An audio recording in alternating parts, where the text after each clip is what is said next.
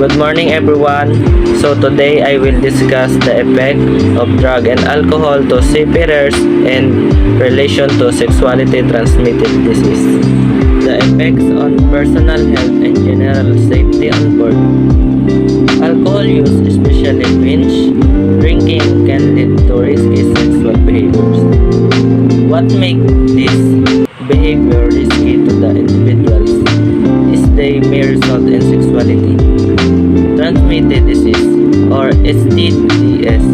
It increases the risk for STDs in three ways: through multiple partners, unprotected sex, sex without a condom, and combining additional substances with alcohol and sexual activities. Alcohol lowers inhibition, which means that both men and women are more likely to engage in casual sexual behaviors that they would not otherwise do if they were sober. Heavy drinks are also more likely to have multiple partners, increasing the risk for HIV transmission and STDs. Alcohol abuse and risky sexual behaviors are common among young adult students. Many individuals report having consumed alcohol just prior to sex. When alcohol use plays a role in sexual encounters, negative results tend to follow. One such result is the failure to use a condom during sex. Prevention that are the following. First, health checks and medical examination.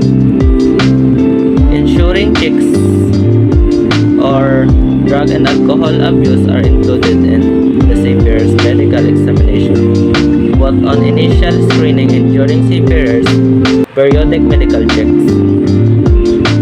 Second, promoting and raising the profile of prevention.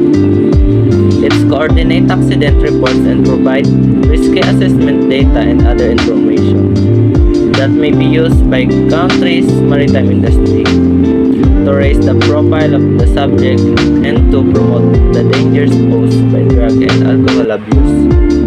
Fourth, setting safety limits is prescription of a maximum blood alcohol level for watchkeepers as a minimum safety standard and any other prohibitions on the consumption of drugs, including prescribed medication or alcohol that can impair the ability of watchkeeping seafarers for those on board engaged in safety sensitivity operations. 6. Declaring drug and alcohol abuse to be a medical contribution. Encourage those with drug and alcohol abuse problems to seek assistance, thereby reducing health and safety risks to fellow seafarers on board ships. 7. Focal point. To act as a focal point for industry and to express and share the national views, experience gained from prevention programs and international level, sexually transmitted infection and how can be prevented. Seafarers are a special population. Depending on their activities, they may travel long distance or even circumnavigated the globe. They may stay at sea from several weeks or make stopovers in many ports. On some ships, there are seafarers from many different countries. Seafarers cross borders and geopolitical boundaries. They can be both vectors or pathologies and victims of infectious disease. The issue of sexually transmitted disease among seafarers is as old as navigation itself, and is a public health issue and a matter of concern for seafarers themselves. The issue of transmitted infection or STIs among seafarers can be approached from several points of view, including the prevention of infections contracted in ports of call and arresting the spread of infection after returning home. There are several ways to avoid or reduce your risk of STDs or STIs. First, Abstain. The most effective way to avoid STIs is to not have sex. Second, stay with one unaffected partner.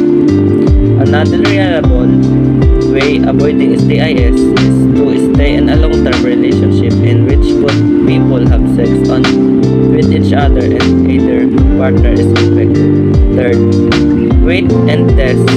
Avoid vaginal and anal intercourse with new partners until you have both been tested for STIs. Oral sex is less risky, but use a latex condom or dental dam or prevented skin-to-skin contact between the oral and genital mucous membranes. Fourth, use condoms and dental dams consistently and correctly. Use a new latex condom or dental dam for each sex act with oral, vaginal, or anal.